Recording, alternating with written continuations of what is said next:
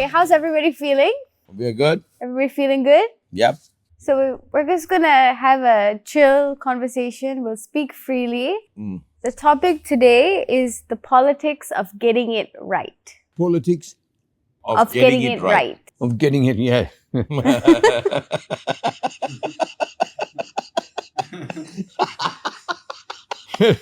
Right. Yeah, right. That's the first time talking about that. Maybe I do a little bit. Why? Before you ask the question, I was excited to have a chat with you, Mr. Wolf, because for your background, for what you have done, the life in service, the various accomplishments, I thought after retiring, you're fully retired, right? Are you? Not completely. Not completely. But I have a few board foundations and such, but not very much responsibility. Okay. But for me, the key is to get your wisdom, your sight, so that the future generation, people like me can kind of learn from it, because it's a very unique perspective. I was saying it's a very, very unique perspective, a view from another direction that most of us cannot even dream to have, a vantage point that I really would love to explore. And that was my excitement of really taking this opportunity with Mr. Wolf to say that we should talk about this because it's rare. It's rare. I wish I had a chance to talk to Einstein, not about his mathematics, his point of view about humanity, his point of view about where life is heading. And I think that would be the treasure. And Madam, you can start with your first question if you have. Yeah, so the first question I have actually is, you know how in the world now that we live in, we are so divided. There's no such thing as a middle. There's no such thing as moderate. And you were the leader of the moderate party. How do you feel about the current state of politics in the world? Like, people are far left or they are far right. The middle is sort of disappearing. What's your opinion on that? Yes, there is. Well, there is not one opinion. There are so many various situations. My fear today is rather that democracy is not an old tradition. It's a very young one, maybe a couple of 100 years. If you don't talk about in Greece for a couple of 1,000 years, but that was not the full democracy. But a democracy would I mean that every man and every woman has a right to vote freely. And when I look at the situation today, I'm very worried actually, because once in history before, we've had a man elected like Adolf Hitler. He was actually elected in a free election in Germany. And now we face that the American people, the one people standing for liberty, freedom, those who left other countries in order to find that in their own continent, that they're going to or might elect a man who is a convicted criminal. And if they do that, I think we are in a very, very bad shape. Very bad shape. But still, my hope is the American women. I think they will vote for anybody but Trump, not necessarily for Biden. But that is my view today. And you could see Hungary, and you could see the former government in Poland. You could see Argentina today. So, I mean, there are threats against one and only system, which is, I think, is meaningful for mankind, democracy. There are threats all over the world. I think like what you said is because it's polarized. Fanaticism is when I can freely deny some facts. And we're supposed to be moderate. Moderate is actually the Buddha's path, middle path. Yes. It's non-extreme middle path, doing right for both parties, so to say. But I have a feeling that we have been agitated to take one direction in the name of survival. And that's how I think democracy is under siege. Because it's becoming extremism. And maybe that is what has to be addressed, I feel. Why do you think we've got to this place? my view is inevitable. The way we are coerced to be successful, the way we are coerced to look after self-interest, we are fighting to hold on to our self-interest. We have no choice but to get here. But I love your view on it, sir. Well, we are here to fight for our own interests, and that's why we vote for one or another party on the ground of what we think and what we hope. I mean, you have to consider that politics is different to everything else. Because, I mean, in business, everybody could gain. But in politics, is that if one party gains, it's always a loss to another party. That means that it's tougher than anything else. And that is a problem, and that's negative with it, but there is nothing to do about it. Because the one single seat I gain in parliament means that another one loses. So that means it's much tougher. And you're always as well fighting for the power, for influence, which makes it tougher and makes it you're more guarded, that journalists are tougher against you than they are. And I could give you such a tremendous difference it was to be in politics with all that, having it every day, the opponent parties, and when you left that opponent parties and journalists and became a governor, then people thought that you meant well. And the journalists called in the morning and asked, maybe possibly talk to the governor at 8 o'clock. Earlier they could call at 6. Where is he? Could I talk to him? Mm. So that's a vast difference in the way they treat politicians, at least in Europe and in the States. I think it's slightly different here. Slightly. Slightly. Slightly. Slightly different. Very slightly. Very slightly. Wow. Wow. So, political decisions are utterly difficult because there is no possibility, for example, to make a budget without everybody complaining. There could be one or two being satisfied, but normally there isn't money for everything. There couldn't be money for everything. And that means that those who do not get as much as they wanted, they complain. And most of them don't get as much as they want, so they more or less all complain. And that is a good situation for the opposition. They can say, well, I can tell you, if we'd been in power, you would have got much more and more. That is just saying that the opposition, they have always much more money. Of course, because they don't need to pay. Right. You just have to promise. It's what happened when I once became the mayor in Stockholm, and then all the servants said that, and they heard what we said in opposition. They said, now this is a catastrophe for the city of Stockholm. And then an old clerk said up there, no problem. Now responsibility will just change part. And that is one part of the... And you see, I don't think that public knows how many things you must regard before you take a decision. I mean, you have to take... I mean, particularly if you want to change position. Right. But to change position is like turning a gigantic ship. You have to, your members and your voters must recognize what you do. Right. And I could go on like long for this, but I shan't. But you have to take care of what the opposition will say, what the media will say, what your own organization will say, what will your own members of parliament say, and regard all that into a lot, which is done from from a professional politician. That is done automatically. But there are years to reach a position where that could be done, right, and done in the proper ways. I think this is what is missing from the public, the cockpit view. I think the public looks at it from a very, very simplified view. They don't understand the complexity of the politician, like a cockpit view. Whether you turn around, you abort landing, you reroute again.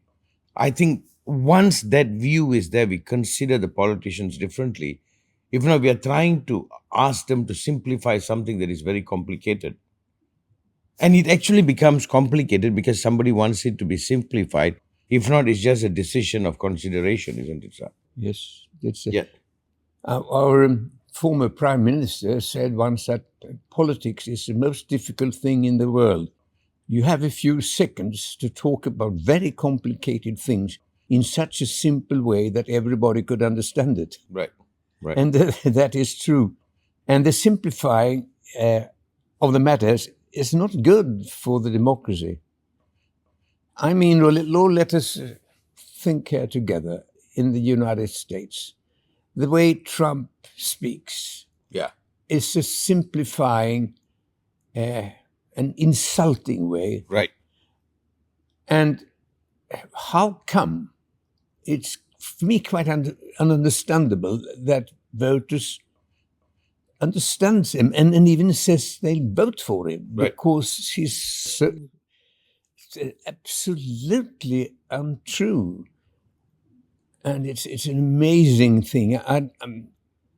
During the war, they said when then they voted for the Nazis, they said that would never have happened in England. I don't think it would. And I don't think that, but this happening in the United States is puzzling. Absolutely, isn't The it? first time was accident, second time it's a revelation. But yesterday I was listening to something and a guy interviews the guy, said, if Trump becomes a dictator and the other guy is not, who would you vote for? I'll vote for Trump. I have a comment on this. The simplification is to make, I won't say less learned people feel very intelligent might be the biggest problem because they feel understood, they feel they know what's going on, like they're talking about deep states and all that. For me, I feel like what you said is insulting, but people feel very complimented. It's the same thing with the feel I do if I bring that in. Like the world of meditation and transformation and enlightenment, you must almost have done a PhD to even begin to sit in it. Yes. They simplified it. It's simply like sitting with eyes closed is the most dangerous thing and the most insulting thing. But that's what sells. Because people don't want to feel overwhelmed. I think like somebody like Trump helps the simple person to believe everything is actually simple when that is an absolute lie. Yes. Things are a bit more than simple. They have more things to consider. And maybe, well, that's what they're saying. Don't consider. That's how extremism happens. Extremism can only happen when you are given the right not to consider. So you can take one position, and I think it's the easiest way to gain support from masses when you play a role for them not to consider, and that feels right. Because politics is just consideration. Yeah. That is the main idea. That is really most important thing you have to consider all the time. That's it. Because there are so many things and you could do and you could. So I cannot understand how people could follow such easy ways. And I don't see why they're not reached by media, by others, by their history, by their church, their religions, everything. They seem to be vaccinated. Right. I like the word. And I don't think that would go in our country. I don't think so. And I agree it wouldn't go in Britain, but indeed it worked in Germany.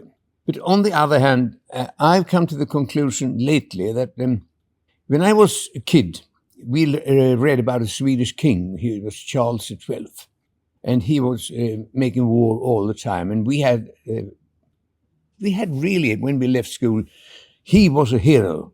He had a statue aiming at the east against a Russian enemy. He was a complete disaster. War and war and war, and left the country in really with no economy, with less territory and everything.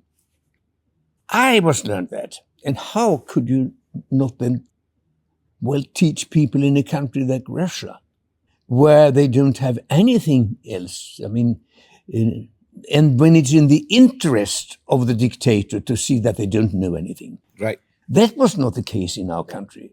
We were free, but still they taught us that history.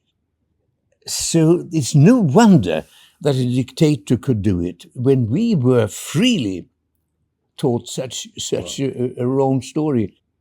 But that is a dictatorship, and it is not a dictatorship in the United States, and it's not in Argentina, it's not in Hungary, and still people are. So I say the risk we face today is, will the democracies survive?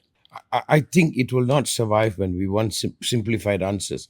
Like dictators all promise something, they all come into power by simplifying. You eradicate this race, you eradicate this. And the simpler people under a desperate situation want a simple answer, want to be blind. And I think you are bringing it up. We are bringing it up. The ingredients, when people don't want to consider, when people want it to be simplified answer, close the border, throw these people out, kill the immigrants or something. It doesn't matter what. He now even can create a fictitious idea of deep state, controlling state, all this conspiracy theory. All people need, I think, a simplified idea. They don't have to think, they don't have to consider. And maybe, Mr. Wolf, that's the secret why democracy is under surge, and why dictatorship are embraced. Like he said it very beautifully, they went to America, whatever you said, and then America is the beacon for liberty, freedom, or at least that's what they uphold. Yes. The whole world looks at them for that.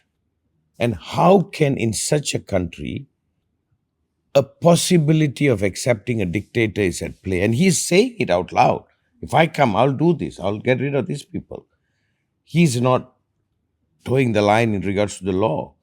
I think the psychology behind it is we want a simplified answer. As how people get simplified answer with a divinity or with faith or... Do you think that people are growing weary to nuance? Because everything is becoming more and more nuanced in the world. People are so complicated. No problem has one answer. I have to consider both sides. That they're looking for somebody to say, don't worry about all the details and the nuance. Here's the big picture. And that's from the playbook of the dictator. If you take Saddam, you take Mussolini, you take anybody, Stalin, they all had this very simplified idea. And the simplified idea serves you not learning, not educating, because intelligence is considering. E equals to mc square. What does that mean? It's in consideration. Sorry, sir. No, I think that's, unfortunately, you're wrong. But I think that a few countries still are better educated than that. I think those that had democracy for many hundred years, or for anyway a couple of hundred years, they're better off. And I might be wrong, but I still believe in the American women. I do believe in them because, first of all, they're more than the men. They are normally even, anyway, not less educated, possibly more. And I think they're more intelligent. They're more open-minded for what this might mean. And the matter of abortion is a very, very, very powerful question when it comes to female voting. I think they will save us from Trump. Maybe it's a hope, maybe I'm wrong, but I still think they will. My worry is they might save us from Trump, but what are the other Trumps that are to happen? There are other people that will come. The point I was trying to make, sir, which I think is worth considering, Trump is one tragedy that is. I think Trump is a blessing because we get to discuss this now. It's coming forth, we have to look at this. Maybe the rule is we do not want to consider, we want a simplified answer for the problems we face, and anyone who can provide that with a certain degree of certainty against criticism. Yeah, I do agree. I mean, simplifying so people don't have to consider. That is a good rule in politics. But on the other hand, I'm not that negative. I think that the European Union, for take as an example, is a very, very good example of the opposite of what you're saying here, Master. Because I would say that when we went into it, people were very, very more against than they were in favor. Sure. But it's turned around. And now and then they see that when we do cooperate, and with the power of cooperation, it's to the benefit of us. The free trade has made it, the free travel has made it, and even the currency for those who have entered has just been in favor. There are, of course, always problems, but I think that is the best that's happened to humanity in the last 50 That America years. lost its right in this sense, then we have to look at Europe. You have such diversity in language, diversity in states, in countries, which completely kind of, in some sense, different, but you can uniform. Then the site must not be America, it must be Europe. Yes, but the problem is that America is a country with the military weapon. I mean, around 45% of all military expenses in the world. I mean, well, the rest are America, United States of America. So I mean, they military, they are today the absolute number one without no comparison, Right. which makes it in a way more dangerous, but as well more blessing, according to what could be happen from countries like China and Russia. Sure. Right.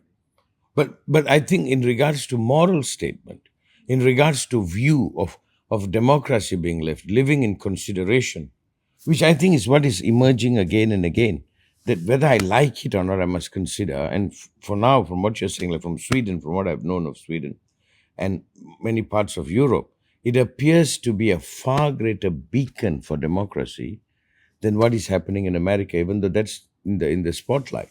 I seem to listen to Trump news more than any other news. I can't help it.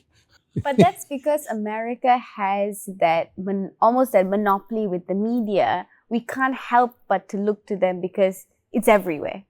All the other countries become sort of less, it's deemed less important, even though it's not, because they're just not as loud. America is very but loud. anything happens in America, it affects the world. Anything happens here, I don't know whether it affects the world. So the consequences are vast.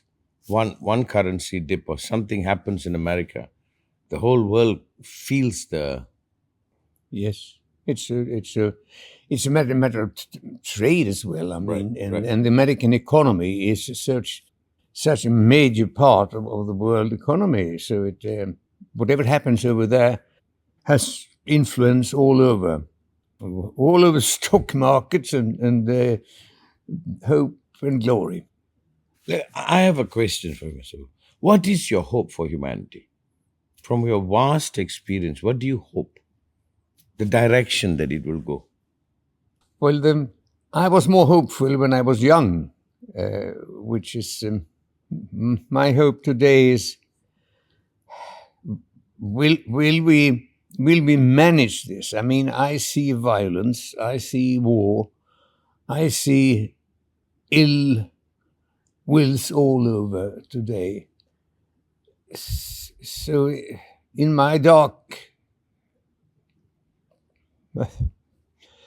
I'm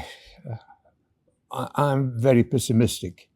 But on the other hand, you can't just be that. You've got to fight for a better situation. And that is what I've done all my life. I've done trying to do it better for people. That's why you go into politics.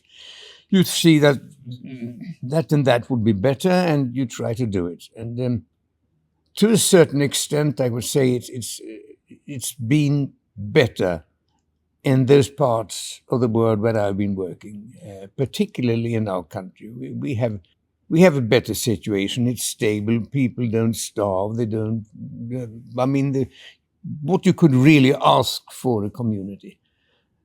What makes it so less hopeful is all you see around. You see these terror organizations. You see the war in Gaza. You see the Russian aggression.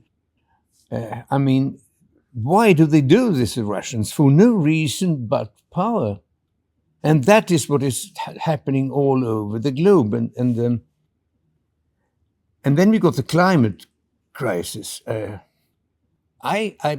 is where I'm really pessimistic, because I don't think that we are capable of taking care of it. Yep. And it might go very, very badly until we possibly could do a change, and it may be too late. So there are two real threats. One is a political one, with men, and always men, violent men all over the globe, always with power.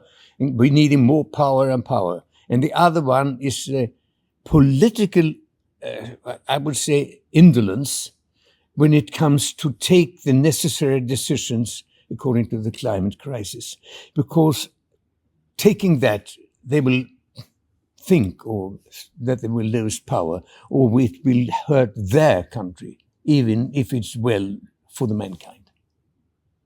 I see the solution as more people like him coming around. More of them have this value, this passion. I think more people have dropped out. More people are like a squatter on this earth. Like one statement I always make is, I'm not a squatter on this earth. I'm a resident. I'm a co-owner, co-builder. And I think what you are demonstrating probably is what humanity needs, not to be resigned, like your generation, that you are fighting.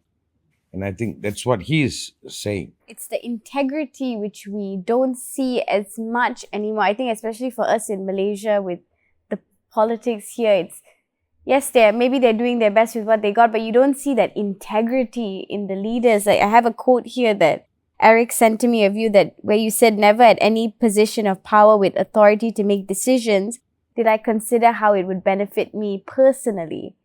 And I think that type of integrity, especially within politics, we see it lost more and more, with people being so self-serving. How did you, in your career, root yourself in that belief and sort of continue to work in that way? Well, but this is quite another story. If not talking about mankind, you're talking about me. I going into politics. When I did that, I had an idea that I wanted to change it.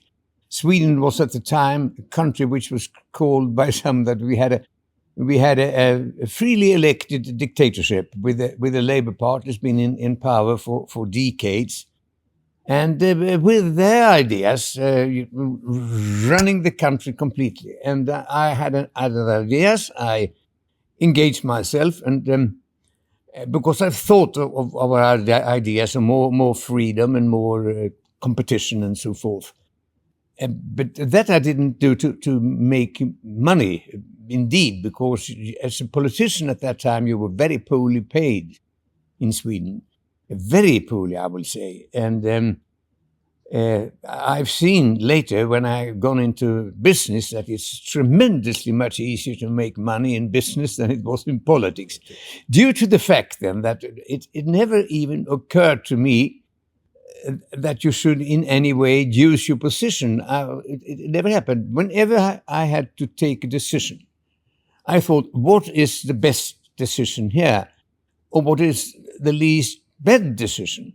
And that could be quite a many to elect between. But never ever I thought what would gain me personally.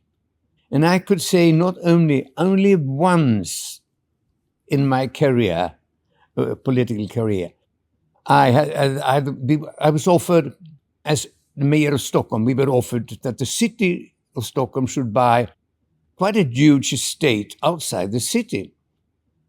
And I said, why on earth should we buy that? I see no reason. And well, it might be something in it for you. That's the only time it ever happened in all those years. And then I got to say, well, that was even a stronger reason not to buy the thing, the state. So, and we didn't do it. But otherwise, it has never happened. And it has never occurred to me that I might personally have any gain in taking a decision. Where do you think that stems from within yourself, to hold that integrity? Well, this is natural. Yeah.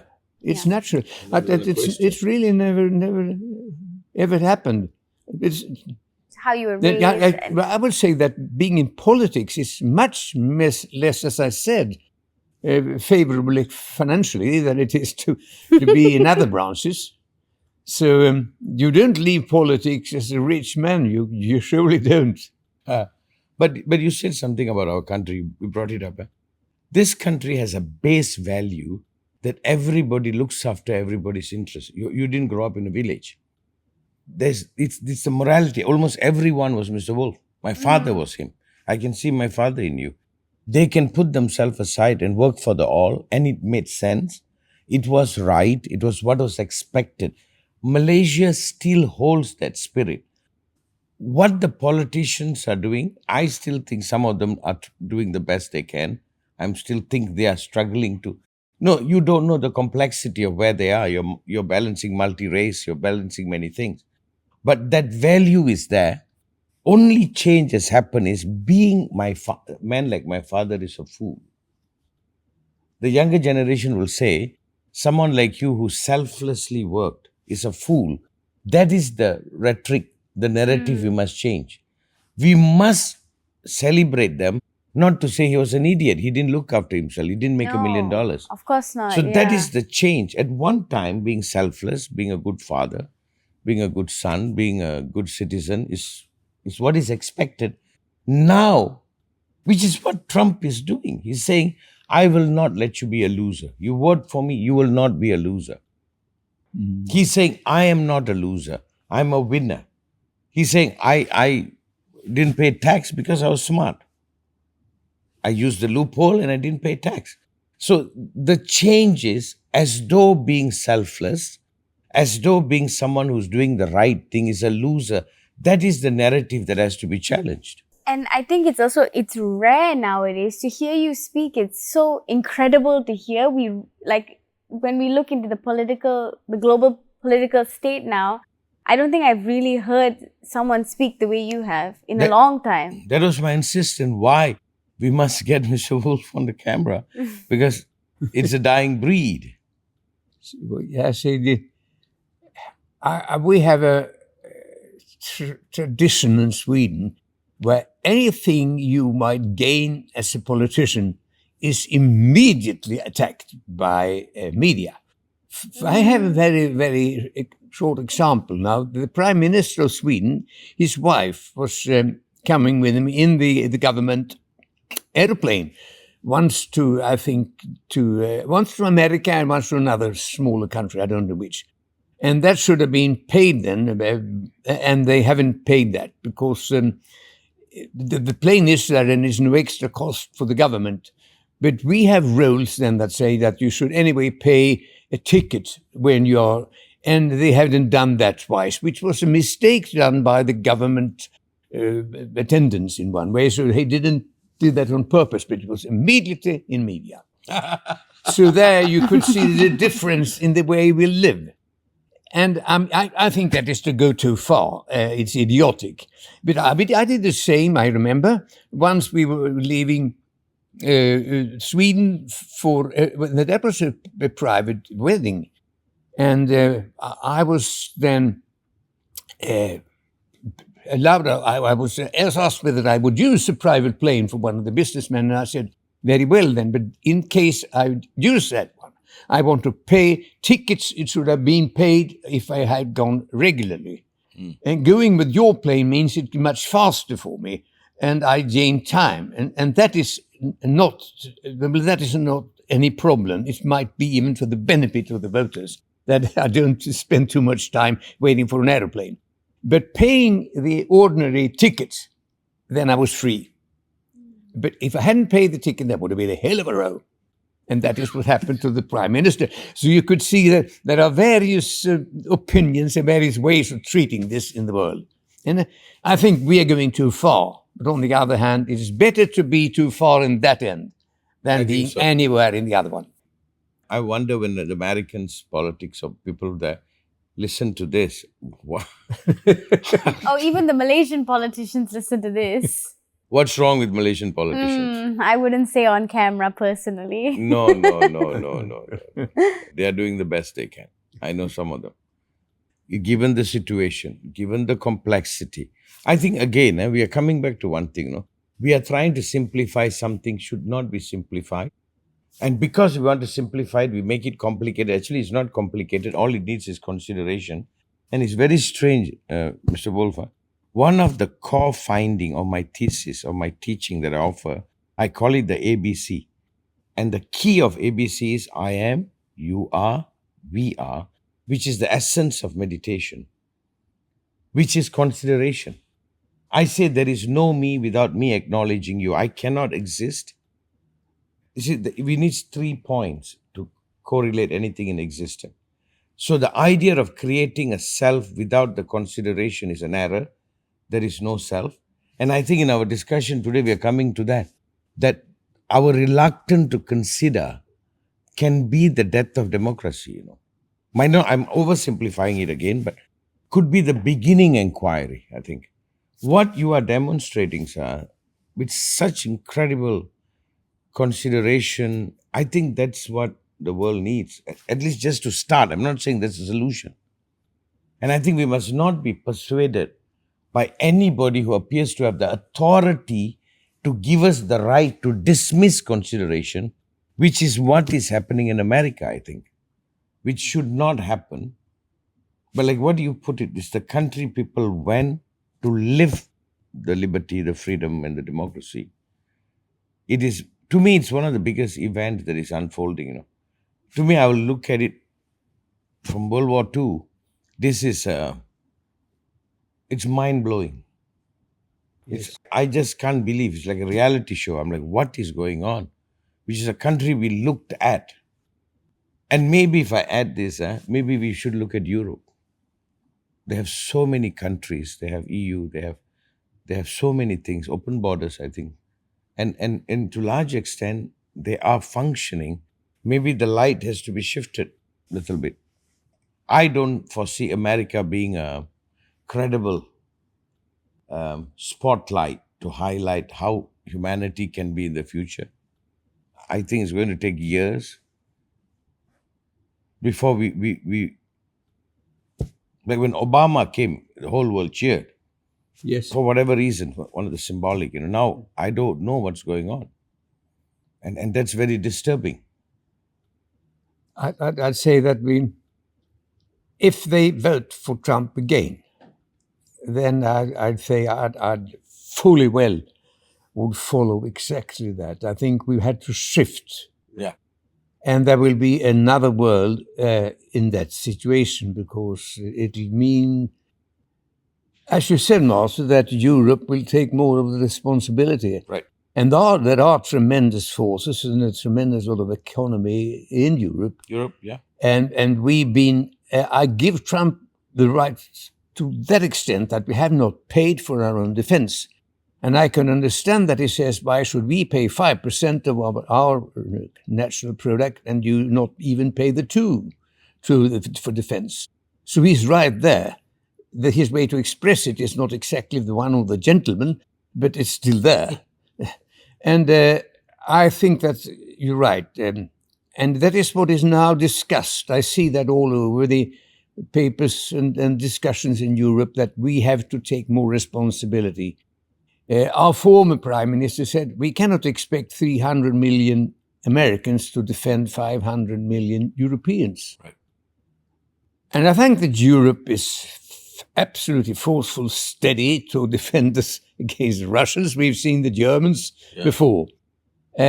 Yes. And if America votes for Trump, I think there will be a stronger feeling of necessity of the union in Europe. Right. And that is the one and only good result of it. So, but I'm still hoping for the American women. I Love honestly it. have I never love heard it. that. just love Only your father, Eric. I Only your just father love can him. come with that view, and I'm like, I never thought about it at all. But I think we are talking about a shift, the spotlight being shifted, and I think this is a blessing. Sometimes a dictator has to come to show us what we don't want. dictator comes to show us what in our society we reject, what in our society we will not tolerate. Yes. And I'm looking at it as that play. Maybe Europe is the light. And the rest of us in Asia will come along. We will do our part. We are waking up to it too. We are also taking the responsibility to hold this world right. And democracy is the best thing we got so far.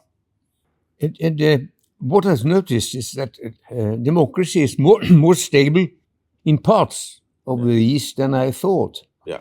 But still, when it comes to pollution and the climate crisis, I wonder how far you've come. I've seen these hundreds and thousands of cars, and not an electric car, nowhere. And will there be a politician in this part of the world saying that we all have to avoid driving ourselves? We all have to take care of the climate for the future. Will there be that responsibility? In my lifetime, I grew up in a village. I have seen how the beaches got destroyed. And let's say they made $10 billion profit. I'm telling you, it's going to take $100 billion to restore. So we didn't profit either. When they chopped down the rainforest, they probably made a few $1 million. I don't know how many million it's going to take to restore it. So we are in emergency. We are in a survival mode. And I think that's the work. And I don't know whether we're going to make it. But I think we are not going to go down without trying. Maybe that's what this podcast is, That's what this podcast is. What's your title again? You say how to? The politics of doing it right. I think that's the right title. Is it? Yeah. I don't know. I'm also as pessimistic as you are. But I think, what am I going to do? I have to get in and fight. That's exactly. You have to go and fight. You have to go in and fight. You have to go in there, take a political responsibility. I mean, when I look at it, I mean, when I started, it was a small party. We had about 10% of the voters, and we gained and we made it. We got all the freedom. We got all the competition. During my lifetime, I've seen 3 prime ministers coming from my party, and I was only 4 seats from myself. So there is always hope and glory. Not so much glory, though. I think we bring And it I up think to that. that's a beautiful note to end it on. Yes, with Mr. Wolf. Thank you, sir. Thank you. We celebrate you. Thank you. We celebrate you. Deep respect. Okay? Yes. Good. Wow, that was so good. So good. So good.